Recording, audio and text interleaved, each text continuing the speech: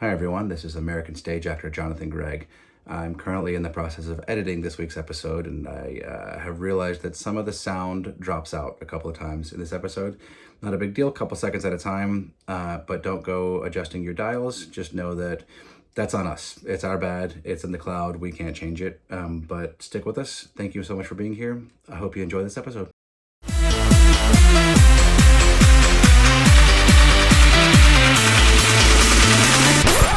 No Homo.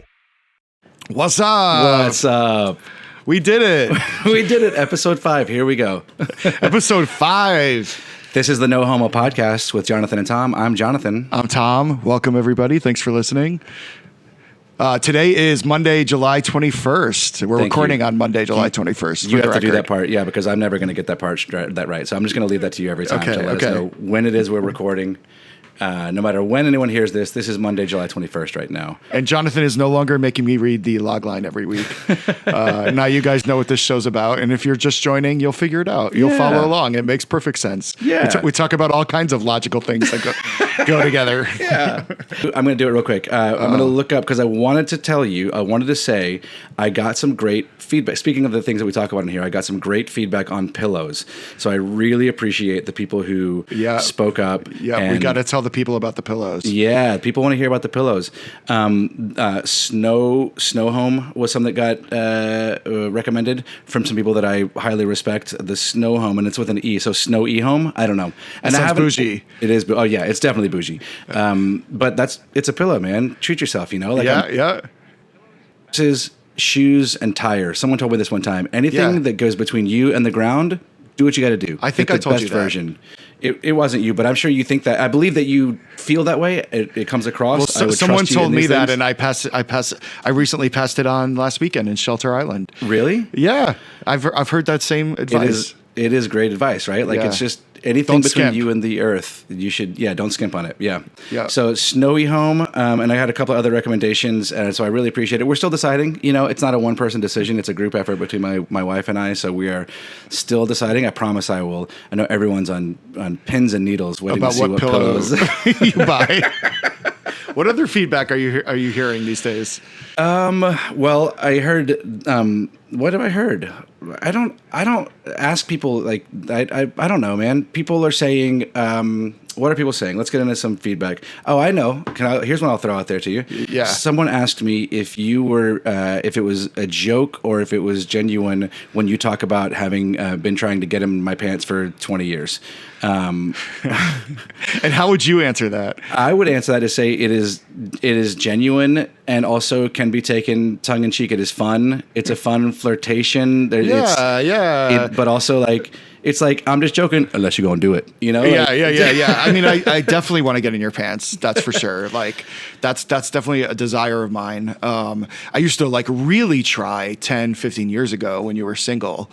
But like respectfully try. Yeah. In a way that we were still able to build a friendship throughout it. Yeah, exactly. I think that, and I've always said this, the person that was asking, the no homer that was asking how I felt about that was saying like, if it's funny because like guys can joke about that, but if a gay man's joking about it, then it's kind of like a man saying it to a woman, and that starts to get really dicey. And I want to be like, yeah, which happens all the time. Like a decade ago, I remember you helped me clarify my relationship with women because like I was like, oh, I get it. Like I also, when I was single, I'm more than happy to have female friends and also want to sleep with them. Like it's and then being honest about that balance and like honest about how it feels and respecting both sides of that conversation. But I try to be respectful. Also, like, I love your wife. Obviously, she's a good friend. So I would never, these days, I wouldn't ever, even if you wanted to, I wouldn't without her permission. I really appreciate that. You do make that clear sometimes. You say, listen, I love your wife so much that even if you wanted to, I would not without her permission. I have a big heart. You're so kind. You're so selfless. You're so good to my relationship, me and my wife. You're so good to us. I'm just looking out. So like, chill, man. We got to chill. We need permission. We've also been getting a lot of feedback. We continue to get feedback on the And Just Like That portion of the show. We know many of you hate it. We know. But we feel like this is our podcast. Yeah. And we're going to keep doing it. And the show will be over before we know it. Yeah. Until season 4 comes back. Yeah. But we're gonna plow through it. So I only have 2 things I want to say about this week's episode. Great. Lay it on me. Does George Washington shave his armpits? It seems like it, right? Although seems like he does. He's like a relatively hair-free man in general. Yes. So maybe not. Maybe he just like is low hair count. But it seems woof. like yeah, right. Yeah, man? woof. Yeah. I was really excited about that shot, and right before it was Seema having sex with the hot gardener guy. Yeah. So those were Is two. Is it fair to say I would say, and I don't know the original as well, but I would say this episode almost harkened back to a more of a original IP kind of episode. There was sex, there was a couple of different sexual situations, even like not that the jokes were funny this time around, but it seemed a little bit more like, I don't know, it seemed like the way that I expected it to be, even though it's not good per se. It seemed like there's sex, there's a woman who's married dealing with this kind of like, and then very heavy-handed from the editor. Like that was like every scene I was like, the is she papaya just, or whatever he was yeah, doing? I was like, is she still dreaming? Like we've established that she dreams. Like is each one of these just a dream? Oh no, this is real life. Okay. So wait, do I dare say you like this episode? No. All right, my big question is Charlotte's vertigo. Oh. Do you think that's going to come back? It has to, right? It has to. I mean, if it doesn't, yikes. They also brought up Michelle Obama again, and they are pushing that. They have whatever the opposite of Schrodinger's cat is. They can neither produce Michelle Obama nor not produce Michelle Obama at this point. I want neither to happen. Yeah. It's bad. But you're right. The vertigo, and we applaud all working actors, and any lifetime working actor, great. And I don't want to judge actors by any single moment. It was some heavy lifting to put on Kristen Davis to ask her to calm down that hallway in full vertigo on a phone call. Like it was like a lot. It's a lot. But is she really going to have a health problem right after Harry had his? Like they can't bring it back. Is it really going to be a thing? Like it's just crazy. Did she have vertigo in the original? Is that a thing that existed for her? I don't think so. Because she was like, "Oh, it's back." I was like, "Okay, maybe this is a something." Also weird. This is real quick, and we'll get out of it. But another for me. Yeah, we're rushing right through this. we just talk faster and don't spend any less time on it. But it feels like twice they made the joke twice about is vertigo real, and then like. Well, I forget what the first one said, but it felt like tiptoeing toward anti-vax without committing to something down that path. It was like we're gonna kind of make fun of people with like soft diseases and soft problems. Yeah. Anyway, it feels like the vertigo has to be something, but also how could the two sick people be the couple? How can they both be the sick ones? It's so ridiculous. Unless it's being written by AI and the bot just got on a string here, and this is the way that the bot is going. Yeah. I want to congratulate you, dude. You had a big week. Thanks, man. Oh well, why don't you want to tell the people what you're talking about? I don't know what you're talking about. I'm just a man of the people. I'm just a man of the people. So. American stage actor Jonathan Gregg was featured in an article in The Independent. Is that right? It is. That's what I've heard. I don't know. I wasn't paying attention. So you heard. So let me recap for the listeners or the viewers. Dax Shepard, who's married to Kristen Bell, both actors, both very well-known actors. Both parasocial friends of the pods. That's right. Parasocial friends, friends of yours. And Dax, of course, has his famous podcast, which is called what? Armchair Experts. Armchair Expert. That's right. It's a great podcast. They do almost as well as we do. Yeah. Yeah. They'll catch up. Yeah. We're pulling for him. He posted a picture to congratulate her on Instagram. Kristen was nominated for her first Emmy, I believe. Yeah. For Nobody Wants This, which is such a good show. Yeah, so good. She's so good in it. And he posted a picture of her doing a downward dog naked. Yeah. What's it when one leg's up? It's like the... Yeah, it's a downward dog, but with a leg up. Yeah, great. All that yoga you've been... Yeah, remember? Yeah. Totally. Yeah. That's what that is. So she was in the classic downward dog with one leg up. That's right. Yeah. And he posted, and there was a little cartoon or something covering her. Just like a sensor box. Yeah, like a little box. Yeah.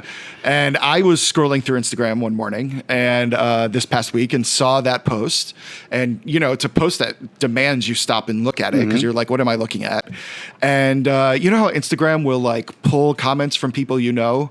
So without even having to go into the post, you can see So I immediately saw your comment, which was, do you remember? It was something like, because she was wearing socks. She was wearing like calf high or like knee high socks, and that's all she had on. So I said, I hope the makers of those socks are paying well for this UGC, which is user generated content for anyone who might not know. So it's just Yeah, so my reaction to the comment was, to be honest, a bit of an eye roll. I was like, oh, here's my boy trying to get in with Dax and Kristen. I'm sorry, trying to get in? Yeah.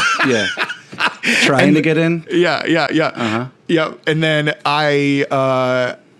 and then, of course, a couple days later, you send me this article because The Independent wrote an article about the fact that Dax had posted this picture and it had stirred up a lot of attention, and a bunch of famous people quoted. At least three famous people quoted. At least three famous people posted, not even quoted, posted comments on the Instagram. Gwyneth Paltrow being one of them. One of his co-stars from Parenthood, I forget her name. Mae Whitman, that's right. And then actress from The Vampire Diaries, Nina Dobrev. And then, meanwhile, this is a quote from the article. Meanwhile, the American stage actor Jonathan Gregg joked, I quote, and then a quote, I hope the makers of these cocks are paying well for this UGC, user-generated content. I love it so much. My wife sent me the article, and I just thought she was like, because I assumed this, just like you, I assumed that my wife saw that I had commented on it and was like, here's some follow-up. And so me just being like an asshole, I was just kidding. She sent me the article, and I texted back, oh, did they quote me? And she wrote back, yeah, American stage actor Jonathan Gregg. And I was like, but haha, that's really funny. And she was like, no, read it. I'm not that funny. That's what it says. I was like, what the fuck? Yeah. But to me, it tickles me. I love it so much because it tells me that like this article, I think AI was involved in this article too. Not to be such a conspiracy theorist, but like this journalist was like, oh, this is funny. We'll do a quick little piece about this. There's some blue checks. Let's see who's saying what. And it literally was like, computer, tell me who Jonathan Gregg is. I don't know this person. Tell me who it is. And the bot came back with like, based on what I can find on the internet, I think he's a stage actor in America. It makes you sound like you're performing at like the Royal Shakespeare Company or something. Yeah, highly trained. Yeah. It's so good. But so I had to actually look up UGC. So when I read your comment and rolled my eyes, I had to take time to go to like Urban Dictionary to even know what you were talking about. I am carrying you into social media literacy. All right. Yes. You cranky old man who doesn't want anything to do with any of this. No, I hate it all. And I had to go look it up, and I'm rolling my eyes at you, the fact that you even commented, and then joke's on me because days later you're quoted. Just me along with Gwyneth Paltrow. You and Gwyneth quoted in an international publication. And I'll tell you one thing, and I look, yes, everything you're eye rolling is legitimate. It is, I get it. One of the reasons that I commented, I love Dax and Kristen. I love Kristen, and I like Dax. I think like we would either fight or be buddies.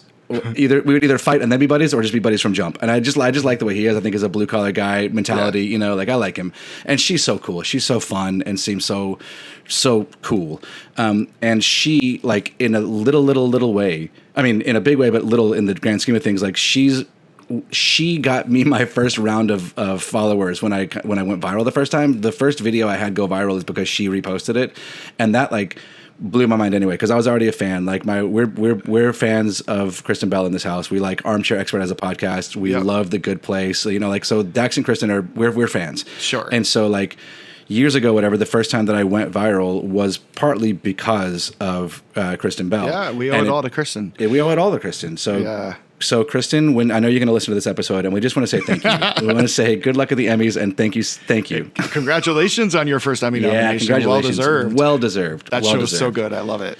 I loved the Emmy nominations coming out. I always get into them. I was a little heartbroken that Andor didn't receive more love in the acting nominations. Yeah. I really felt like there were a bunch of performances that deserved it. Forrest Whitaker was nominated, I think, for supporting for Andor, and he's good in it, but that would not have been my choice.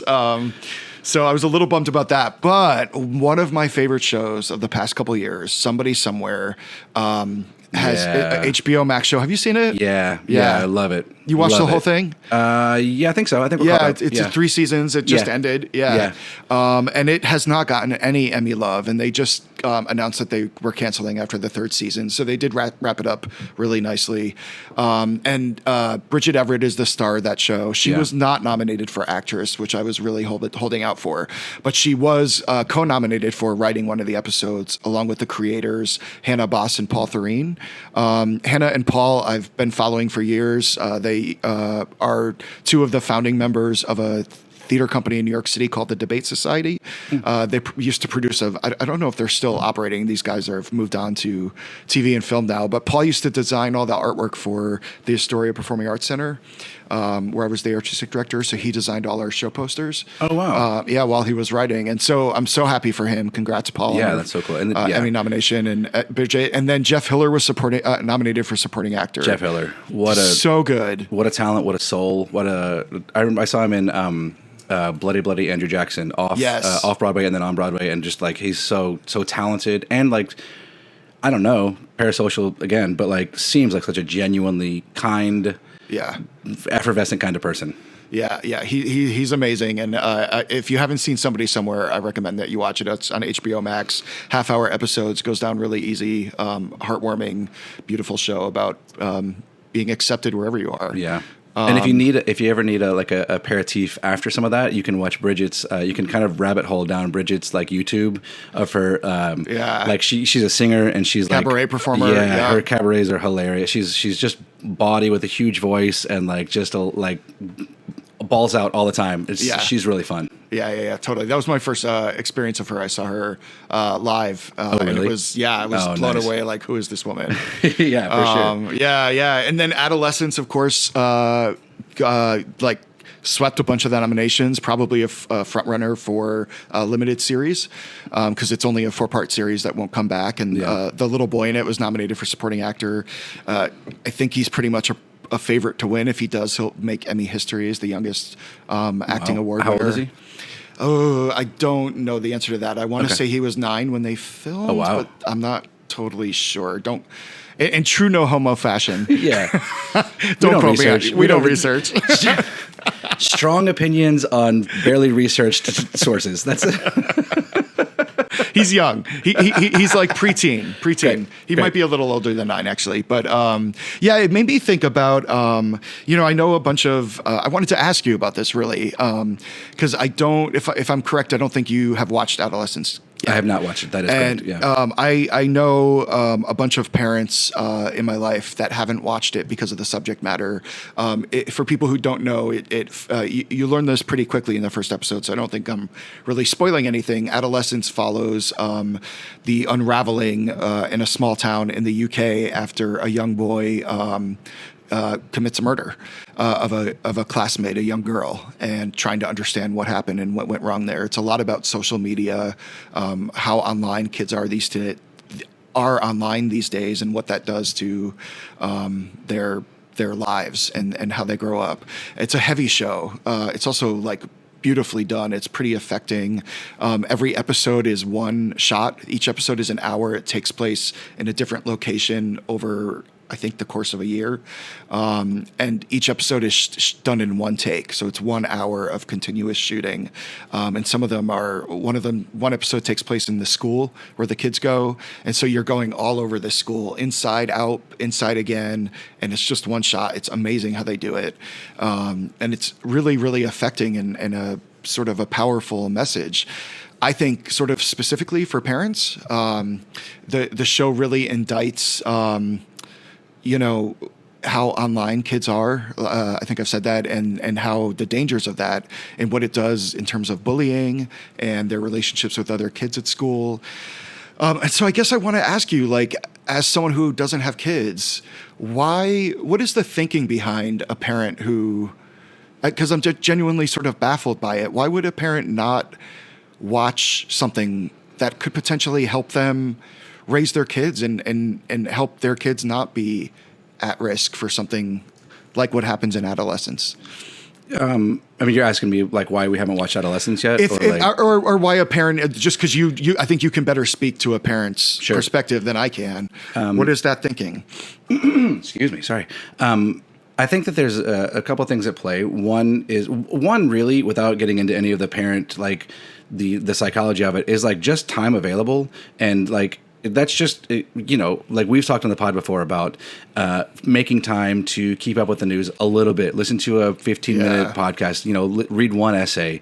But the way that, at least, and I can only speak from my wife and I, the way that we choose to spend our free time, we have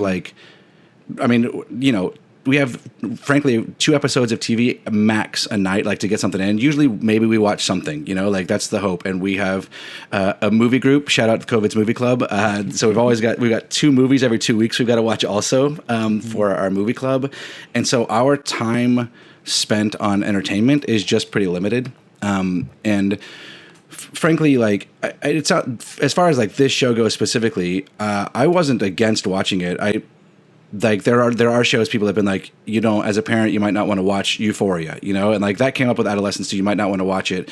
I hadn't heard much about it until you were telling me about it, and it sounds like exactly the kind of thing I would want to watch. Like I love cinematic achievement. I love like one shot episodes, and if it's moving, that's great. Then that sounds very cool, and so like something I would want to be a part of. When it comes to specifically like stuff that's going to scare me for my kids or whatever, be uncomfortable to watch for kids, part of it is like just there's such a prioritizing that's necessary because there's just not time. Like I've got to make sure to watch, and just like that, I've got 2 movies to watch. And frankly, we've talked about it plenty. I'm not as plugged in as you are, but my wife and I are pretty educated. We're pretty plugged in. We're pretty aware of what's going on, and it's kind of like for the art of it. A lot of times, I don't want to do that then. I'm also reading about school shootings. I'm reading about the way that the camp in Texas is avoiding paying its insurance, and then there's a bunch of kids that die. And I'm reading about I'm in the middle of the pedophiles that are running things that are like there's so much that does scare me and affect me about my kids in just the actual everyday life, that when it comes to arts and entertainment, it's like not the first choice to choose something that's like gonna be hard for that. Sure. And I think that like I get what you're saying. I get what you're saying, that it could be impactful and it could be important. Also, it is arts and it is art. It is entertainment, right? So like I don't know. On one hand, it's like I don't like Jaws, and when I go to the beach, I'm not going to watch Jaws again because sharks freak me out. But and that's a valid. There's a thing there that can happen. That's generally a possibility, But I'm not going to choose to put myself in that mindset when I go to the beach, because it's going to make me scared and uncomfortable. Yeah. And I think that it just comes down to like the time that can be spent. Adolescence is one that I want to watch. I do want to watch that. I have not watched Euphoria yet. I know that's kind of a lot of the same thing. There's a lot of like teen, just having problems, and I understand that is all very real, and I understand that those are situations that absolutely could happen. One, my kids are young. I don't have teenage kids, and frankly, I don't know. And I think part of it is the difference. I don't know. I can only speak for myself. I can't speak for anyone else who does or does not have kids, but I am scared all the time about everything. Like my sons, my daughter and son are both in summer camp right now, and they love the camp. But like on day 4 of last week, they've got 2 weeks in this. It's a day camp. They got 2 weeks in this day camp, and it's active, and they are like worn out, and they're having a great time. But day like 4, I think last Thursday, my son like was having a really rough morning. He like would not let go of me, and I dropped him off at camp, and then I forgot their water bottles, so I had to bring them back, and he was sitting alone, like he was like under a table, kind of like, not like hiding, but he was on his own. He was like being sulky and sad and like quiet on his own. And like, he can do that. It's okay to have one of those kind of days. But then I'm also like, is something happening here? Is there how do I get into this? How do I get him to tell me something without making it clear that I'm like trying to get him to tell me something, like there's always, there's been things where like he'll tell me about things that like boys at school do, or that like his friends do, that like I don't love, but is part of growing up and part of life. And I want to make sure that I can gain as much information as possible, also with him still feeling comfortable talking to me about it. Yeah. So I can't even show, I have to really have a poker face about how I'm taking in this information that is freaking me out. And most of the time it turns out those things are fine. Like I can get through it and realize like it really is boys being boys. And I don't mean that in like really just kids being kids. Mm-hmm. but there's still like the fear of like, okay, is this worse? Is there something going on here? And how do I make sure to find out while still honoring the trust that he has in me? And it's just like, there's just nonstop thinking about it and nonstop being afraid of everything that is, like, so it's just kind of like when it comes to entertainment, I get that it is a piece of art that could also be informative and educational and like enlightening. And sometimes I just fucking like, I would rather just get high and watch something silly. I'd rather watch The Righteous Gemstones and just like laugh a lot, you know? Like it's I get hard it. That makes sense. Yeah. I mean, listen, I'm not a parent, as you know. The closest I will come is, my sister has 3 kids, and when she had them, I mean, I love them so much. They're the closest I'll ever have to come to having my own kids. And but I can't compare. I don't know what it feels like. You always hear when someone has a kid, it feels like your heart is walking around outside in the earth unprotected. And so I can empathize with what that must feel like. I can imagine that. But the closest I can come to is my sister's kids. And I feel like my sister having kids is what politicized me. It's what made me really start paying attention to the world and to politics. And I feel like I watched Adolescence hungry for what I would learn from it, and scared for my nephew, and scared for what will the world be like when he's that age, 6 years from now, 7 years from now, and will it be even worse? And I hear from parents who, when there's a school shooting, they don't even read the articles. They shut it out because it's too horrible, and they don't watch Adolescence and they don't watch Euphoria because it's too horrible. And I worry that there might be opportunities to save kids if parents would maybe sort of look under the hood a little bit about what's happening in our world, and maybe make different choices politically. And when it comes time to vote in the elections, make different choices and talk to their friends and family about the choices they're making. Yeah. I don't know, man. No, I get it. I get scared. I do get where you're coming from. I think that there's I think that that's just not the only way. That is one of many ways to check in and to look under the hood, right? Is like through entertainment. And you're like, look, dude, I mean, I'm an American stage actor, okay? If anyone were to respect the craft, it's American stage actor Jonathan Gregg. I'm not at all saying like we should not pay attention to entertainment and art. Like clearly, it can be a mirror to society, and it can educate us.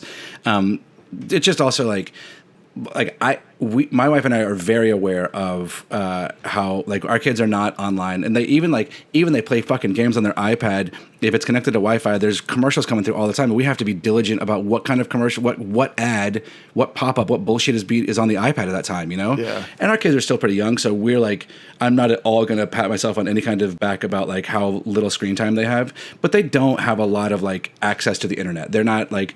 My son plays video games, but we keep it classic. The actual NES that I grew up with, like we have a I don't know, decade old or maybe a 5 or 6 year old Xbox that my brother-in-law gave me. We have my wife's original Wii. Like none of it is connected to the internet. None of it is it's all pixelated. None of it's great, like so they're pretty right now, and they're young enough that there's no reason for them to be online. And there's only the net. The net outcome is a loss for sure if they were online now, and I know eventually they will need to be, and I know that like that's but I think my wife is in schools already, and so we already have a pretty good like.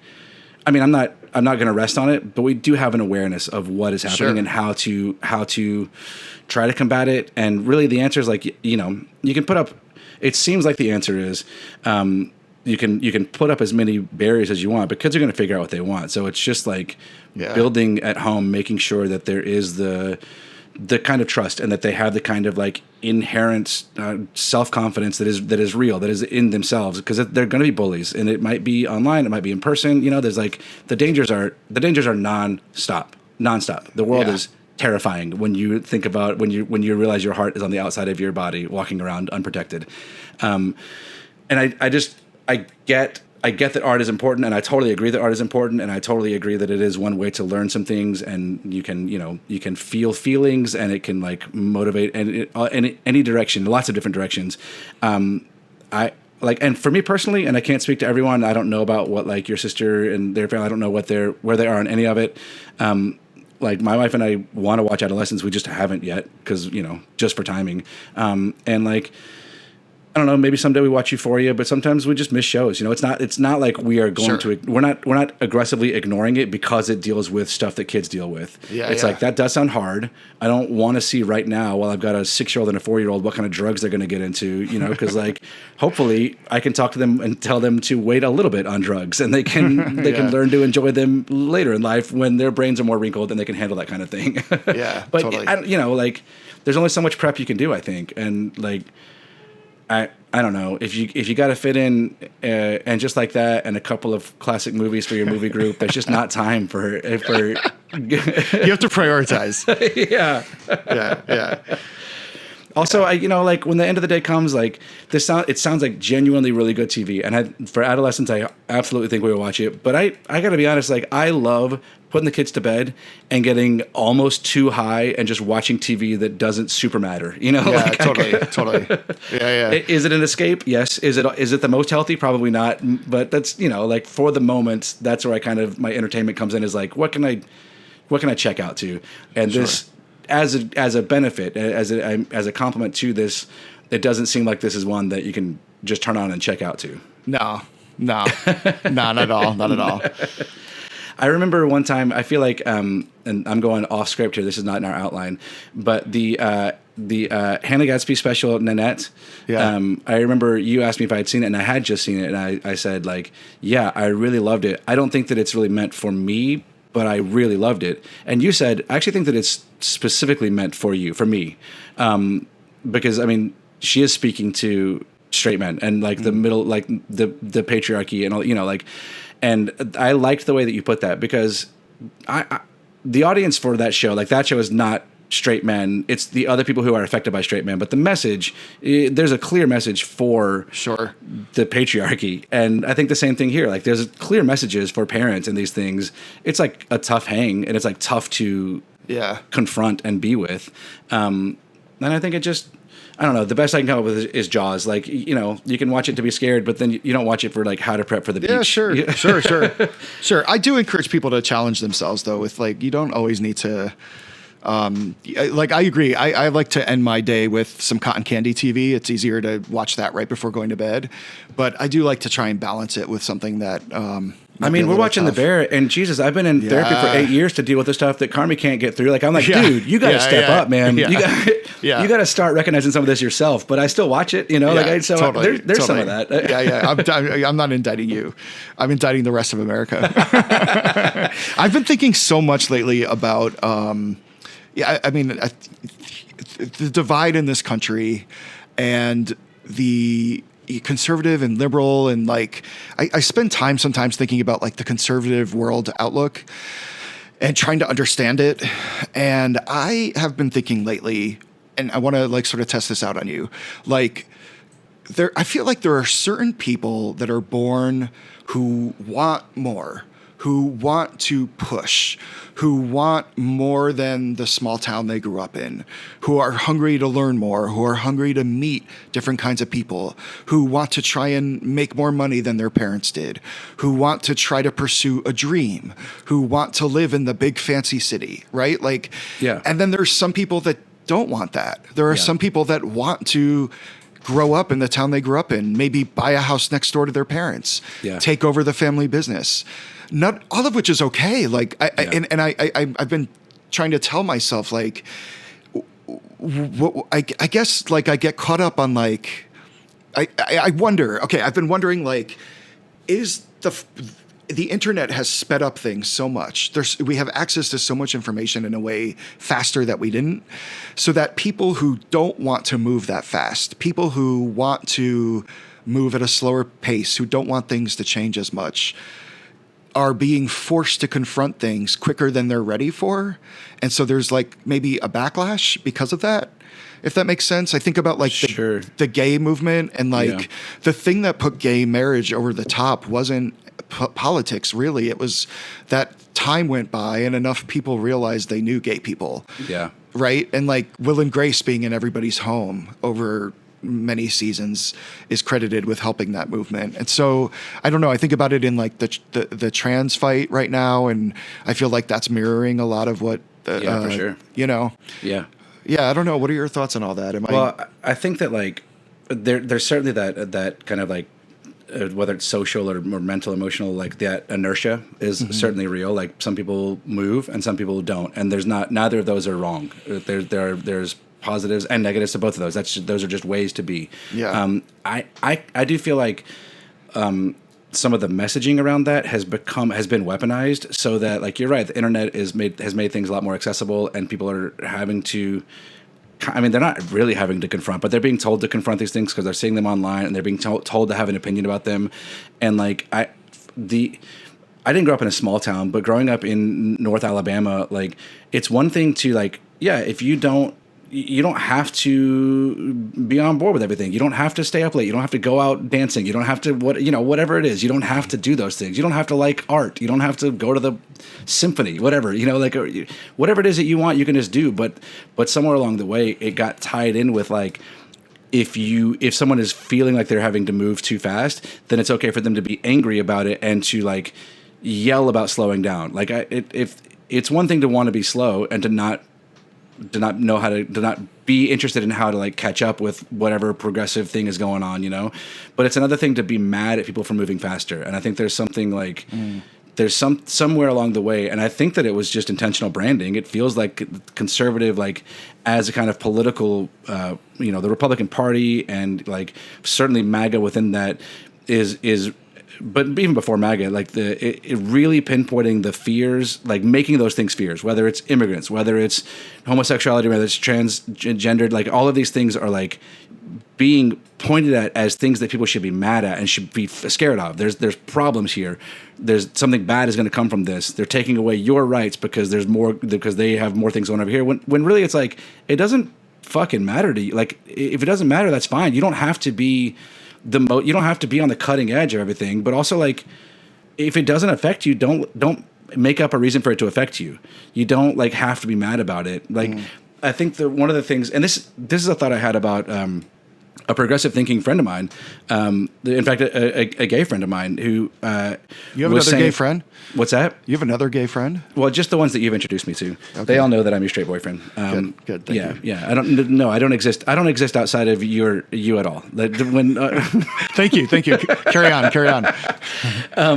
But we were talking about, like, it was more of a generational thing about, like, the kids today. There's no patience for people to catch up, right? There is kind of like a speed with which young people seem to move, and I think it's probably always this way. Like, young people move faster and want to be moving forward, to scale. I mean, obviously there's some that want to stay home, whatever, but, like, the people moving forward, a lot of people moving forward are, like, young people, college age, whatever. You're getting out of the house, you're moving forward, you're learning new things, you're trying to, like, establish new perspectives on things. And, like, whether it's pronouns, or whether it's, like, whatever what words, like, different nationalities or races or whatever, how we're supposed to address these things, and, like, how do we, and whose responsibility is it to learn those things when they change, and all this kind of, like, things are moving fast. How do we keep up? And this friend was saying, like, people are so impatient, they, like, don't even give me time to learn the new stuff.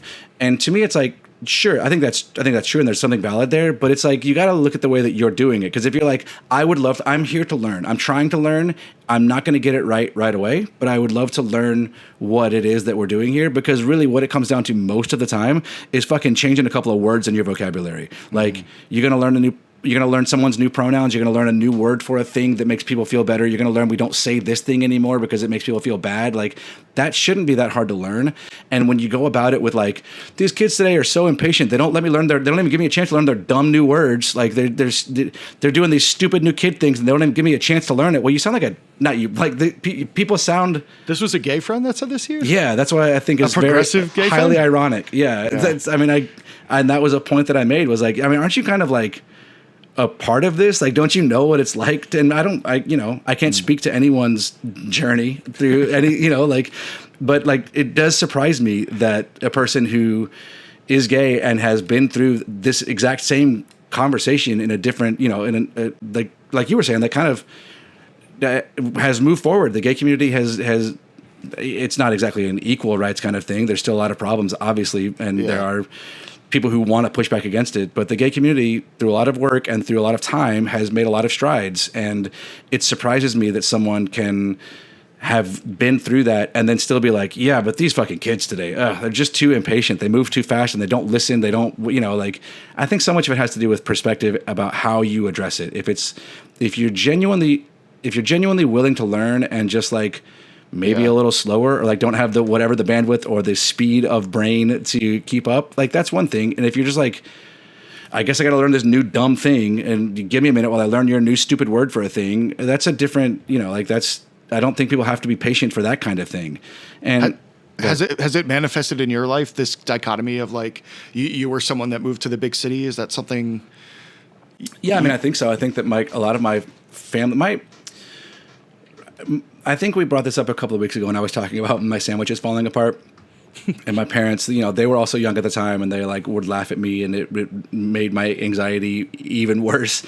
But my parents clearly did something right, because I am the oldest of four, and we have all gone on to do something. My sister actually has moved back to our hometown, and she's lived in Chicago, she's lived in Atlanta, she's lived in Texas, she's lived all over the place, and they are back now in our hometown. And she made that choice. She has experienced some of the world, and her friends are still there, and she wants to be there and raise kids there. Like that's great.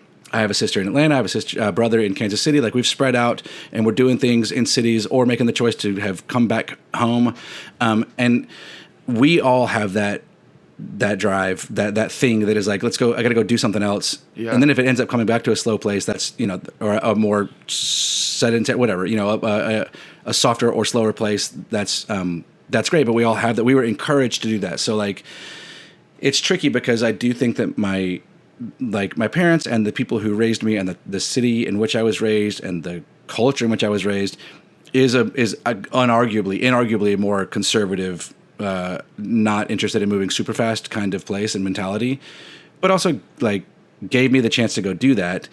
And to some degree, like having been here and doing that, like I'm not sure how much like actual locked in interest there is from a lot of those people, like they're like, cool, you're doing your thing in the big city. I don't know why you would do that, but good for you for trying. And then they don't really care. Yeah. Like there's not like that much follow up to it. They're just like, cool, I guess you're doing that in the big city now. Yeah. What about you? Like, yeah, I mean, I've been here I moved here for college. So I've been here for, 28 years. And I, still, when I see extended family, when I go home, it's like, oh, Tommy from the big city. Like it's a defining part of who I am, I guess. I mean, I think part of the reason I part of it was I was in the closet and wanted to come out and wanted to go far away to do that. And I also I didn't go that far away, but I wanted to be in a city. I wanted to be somewhere where there were gay people. I knew I wanted to be in New York. I wanted to pursue theater. But it was also feeling a little bit closed in by my hometown and feeling like it wasn't the place for me. And feeling like I wanted to see what else was out there. And, but I do sort of bristle at the fact that it's from my family become sort of, part of my identity in a way. Yeah. Like I think it's, it's like, I don't go home and say like, oh, look, it's my family that never left. Good to see you guys. Like it feels judgy. It feels judgy on their part. So I don't know. Yeah. Did you like, what was the sense growing up in your home about like, I don't know, the cities? You were a Yankee, so growing up for me, like Yankees were their own thing, So like you're already in Connecticut, but like we never went to New York City as a family. It was just, I don't know, we didn't do it. Yeah. So my first trip was like a middle school trip to see the Statue of Liberty, and New York felt so far away to me. Yeah. And I grew up 2 hours away from New York. What was that like the first time you came to New York? What was that like? Oh, it was thrilling. It was thrilling to see New York City. It was like, yeah, it was the feeling I got seeing it for the first time is the feeling I get every time I drive back to the city and see it. It's amazing to see that skyline come into view. I go out of my way. I take time to think about that sometimes now, because almost in this like same kind of lane, I've been here going on pushing 20 years. Actually, yeah, this right now is 20 years. Monday, July 21st is like 20 years and 2 weeks after I moved to New York. I just moved to New York. But now I'm like older. I have kids. I get mad at the city. And I know we like have talked plenty about like our anger issues anyway, but the city, I'm feeling kind of like too fast and too closed in and too crowded. But then I take a breath and I'm like, but also like, that's because this is where it all happens. Like this is one of the places in the world that like Dude. Just about everything comes through here. Everything moves through New York. Totally. And it's like, I feel this way about New York City, and I feel this way, strangely, about Burning Man.